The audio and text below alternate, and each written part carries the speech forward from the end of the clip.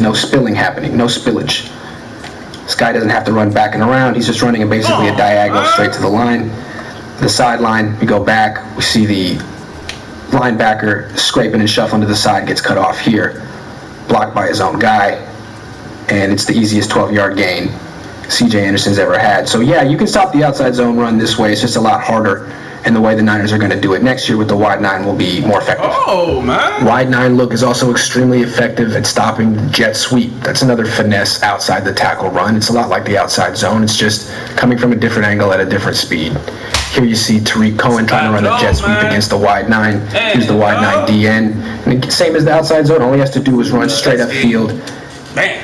He sets the edge, determines the cutback for the offense. Throw it low. Forces the running back, the jet sweeper, back into the team. The defense loses a yard. Just a very simple, effective way to stop the jet sweep. And it's exactly how, well, it's similar to how Bill Belichick and the Patriots shut down the Rams jet sweep in the Super Bowl. The only difference was this guy on the Patriots was standing up instead of down at a 4-point stance. Same principle, though. Box it in, contain it. Because that happens. Oh man, bad gaming, bro. Here's last season's base defense trying to stop the jet sweep with the spill and chase technique, not the contain technique. So here we go, strong side D end inside the tight end. He's gonna charge up field and try to force the jet sweeper to spill around, which he does. Executes that correctly. Watkins gives ground, and now it's up to Reuben Foster to chase down a wide receiver who's faster than him.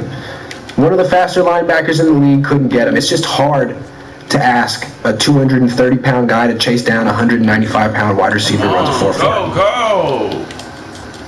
Is that Reuben Foster's fault, or were you asking him to do something he couldn't really do? Hard to say. Maybe he should make that tackle, but next year the Niners won't be really asking their linebackers to chase all the way out to the sideline against a guy who's faster than them. Final strength of the wide nine defensive alignment.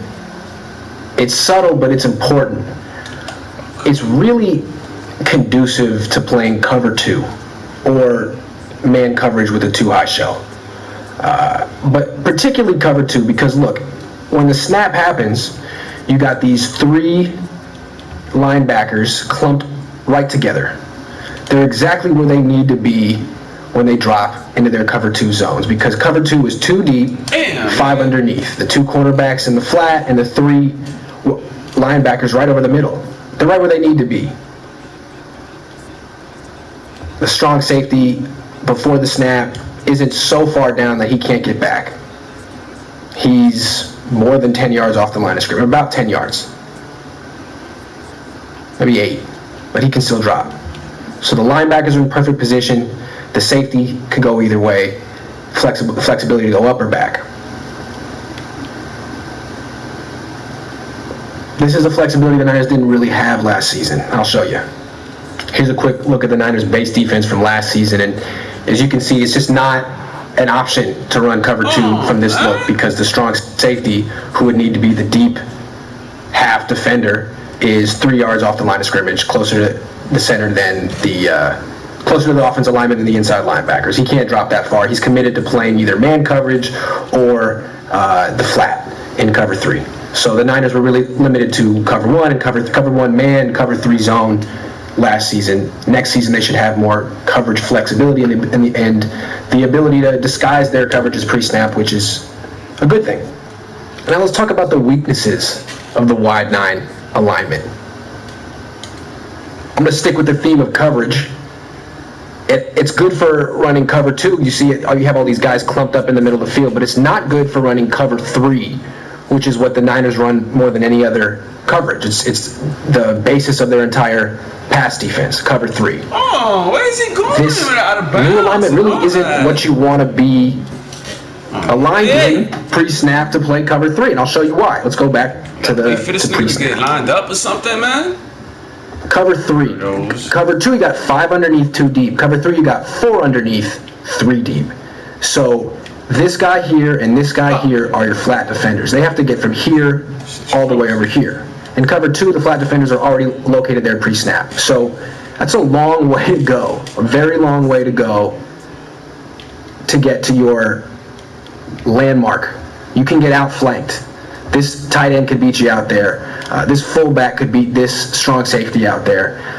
They are inside the box, so they can be blocked, they can be picked off, they can be screened out of the play. It's much more difficult. In cover 2, they just get to basically stand where they were. In cover 3, they got to hump to get out there. Watch how the Niners attacked a wide 9 defense playing cover 3 in 2011. Right now, the strong safety gets picked by Delaney Walker.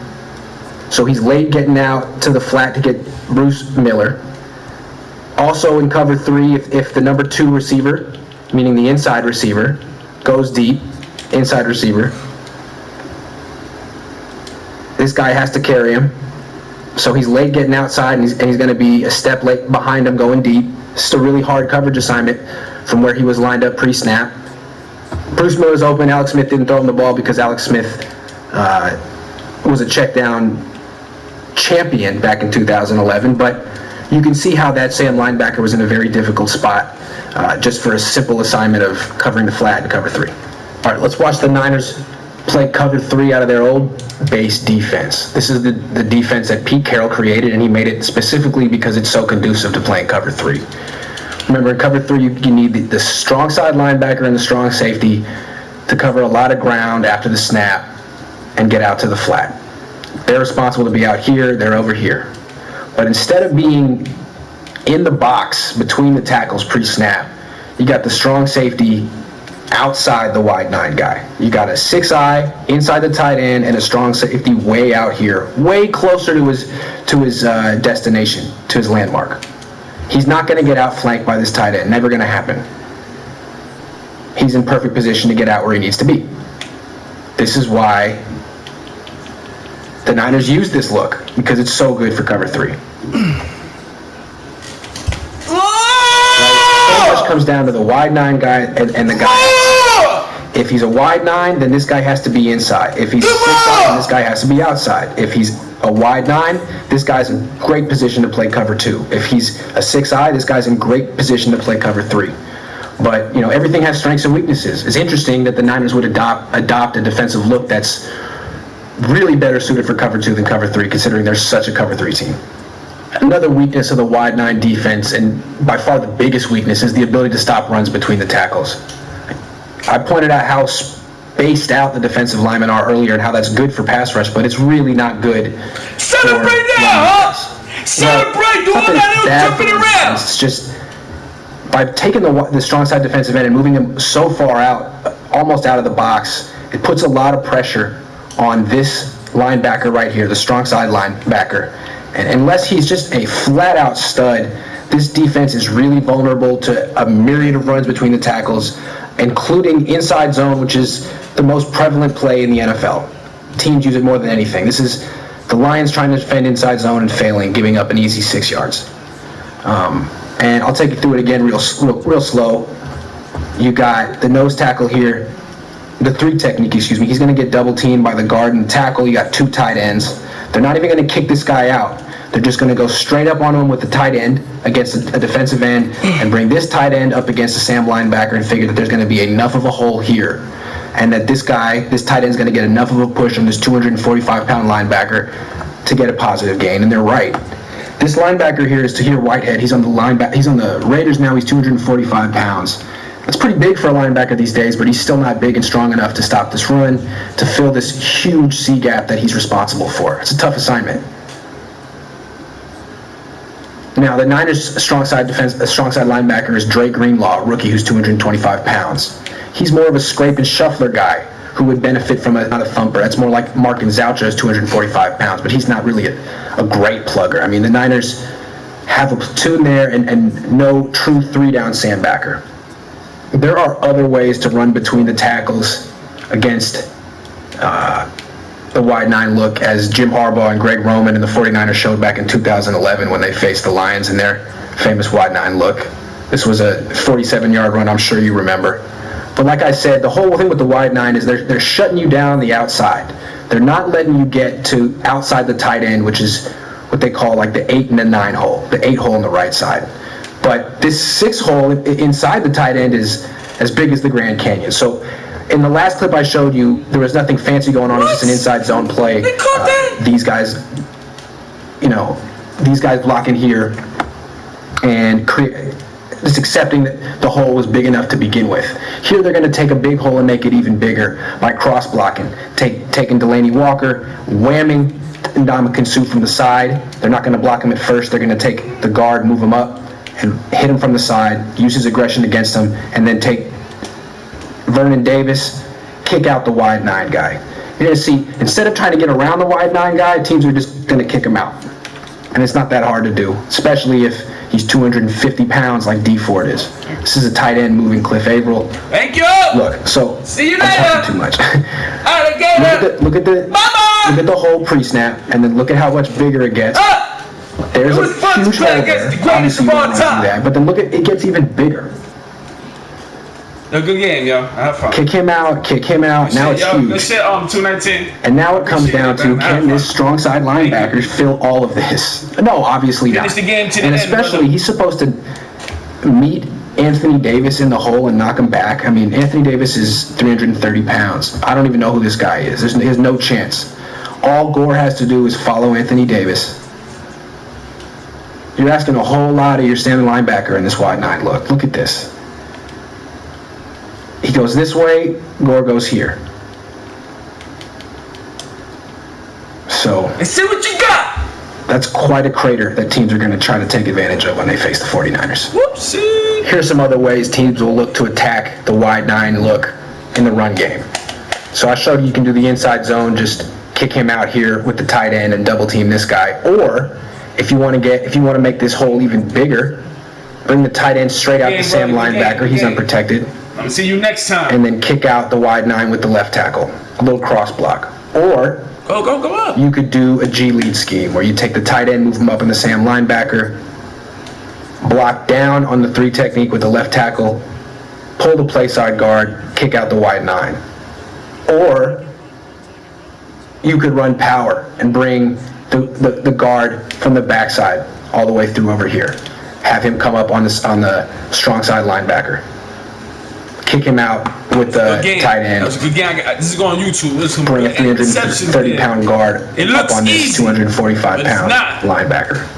It's a lot of ways you can attack this guy, push him out, and attack this guy with bigger players. Teams are going to do it a lot. Now, maybe the Rams won't do it because the Rams are an outside zone team like the Niners.